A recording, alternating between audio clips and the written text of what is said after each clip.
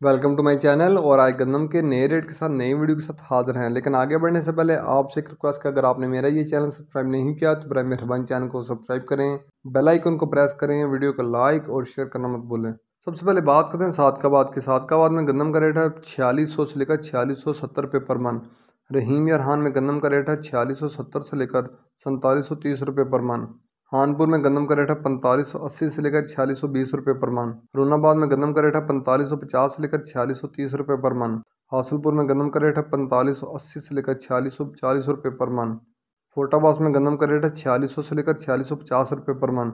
बहावलनगर में गंदम का रेट है 4620 से लेकर 4670 रुपये पर मन। चीचावतनी में गंदम का रेट है 4580 से लेकर 4660 रुपये पर मन।